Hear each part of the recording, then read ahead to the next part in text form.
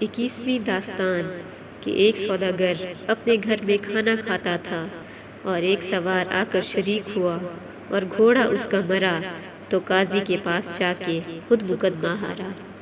جب سورج چھپا اور چاند نکلا، خجستہ اچھے کپڑے پہن کر رخصت لینے طوطے کے پاس گئی اور کہنے لگی، آج فرقت کے باعث کچھ دل کو نہایت بے قراری معلوم ہوتی ہے، پہنچا دے یہ پیام میرا کوئی یار تک، بے اختیاری تھام چکی اختیار تک۔ اگرچہ میں اپنے محبوب کے پاس جا سکتی ہوں، مگر بغیر رخصت کے تیری مصلحت نہیں دیکھتی، کیونکہ میں تیری عقل پر اعتماد تمام رکھتی ہوں۔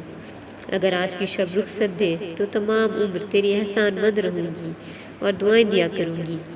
طوطے نے کہا کہ اے قدمانو، جو عقل مند ہوتے ہیں سو بے مصلحت کام نہیں کرتے، تو خود دانش مند ہے، کہ بے مشورت کے کبھی کچھ کام نہیں کرتی۔